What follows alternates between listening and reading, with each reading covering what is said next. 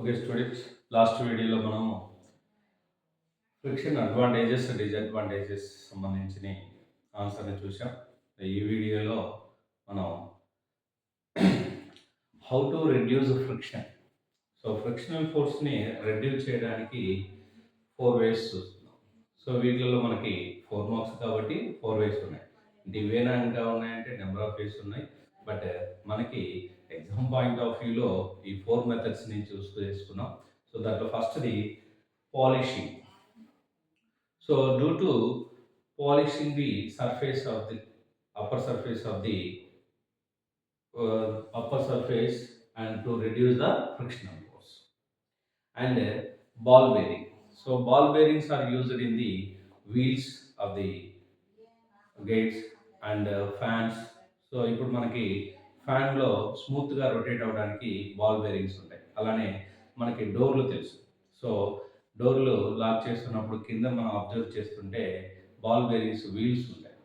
So ఈ wheels ఏం చేస్తున్నాయంటే ఫ్రిక్షనల్ దాని మధ్యలో లెడ్ బాల్స్ ఉంటాయండి. ఈ లెడ్ బాల్స్ అనేవి ఫ్రిక్షనల్ ఫోర్స్ని రెడ్యూస్ చేస్తూ ఉంటాయి. సపోజ్ ఇక్కడ చూడండి.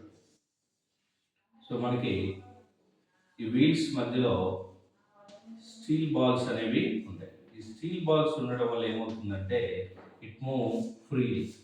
సో ఫ్రిక్షనల్ ఫోర్స్ని రెడ్యూస్ చేస్తూ ఉంటాయి. And next one lubricants. Lubricants అంటే ఆల్రెడీ మనకు తెలిసినవే. లూబ్రికెంట్స్ మీన్స్ కర్ణాలు అంటారు తెలుగులో. ఆయిల్స్ ఇవన్నీ యూజ్ చేసి ఏం చేస్తామంటే, సో ఇవి ఫ్రీగా రొటేట్ అవ్వడానికి దీని మధ్యలో ఏం యూజ్ చేస్తారు? లూబ్రికెంట్స్ని యూజ్ చేస్తారు. ఈ లూబ్రికెంట్స్ యూజ్ చేయడం వల్ల ఏమవుతుంది? వీల్ అనేది ఫ్రీగా రొటేట్ అవుతూ ఉంటుంది. Next one ball bearings. Okay, completed. And streamline. Streamline ఏంటంటే to reduce the air friction in automobiles and aeroplanes. So automobiles అన్నీ కూడా మనం అబ్జర్వ్ చేసినట్టయితే వాటి యొక్క ఫ్రంట్ పార్ట్ ఎప్పుడూ కూడా ఇలా స్ట్రైట్గా ఉండదు.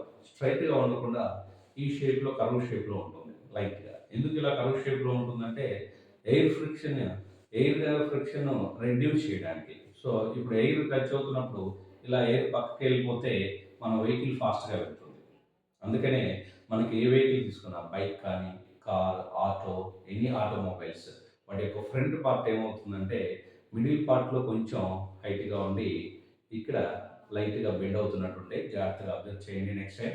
సో ఇవి ఎందుకు అలా ఆ పర్టికులర్ షేప్లో ఇలా ఉంటాయి అంటే to reduce air friction. So మనం ఏరోప్లేన్స్ చూసినా కూడా ఫ్రంట్ పార్ట్ ఇలా ఉంటుంది.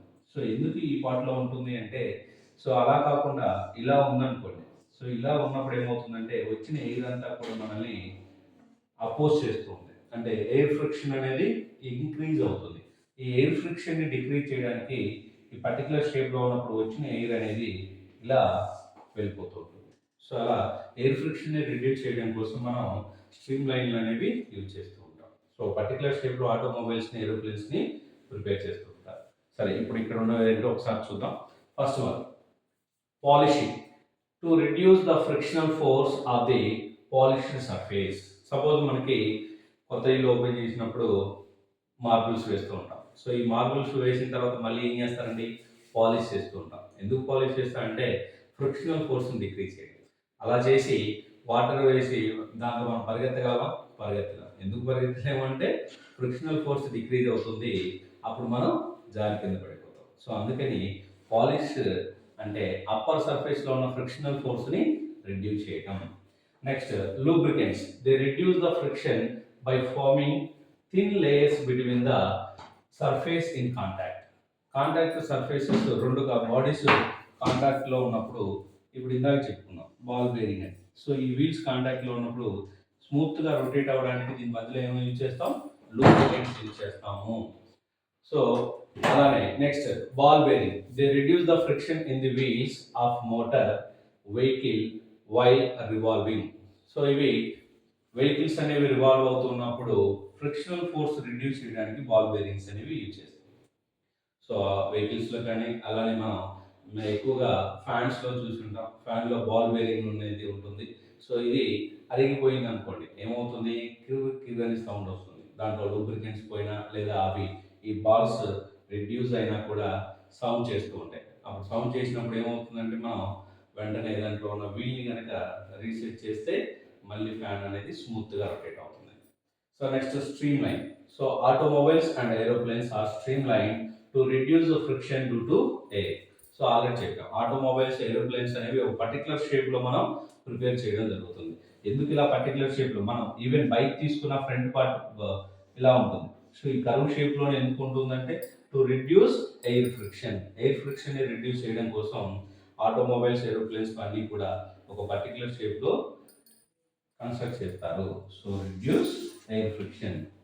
Okay, then take a screenshot.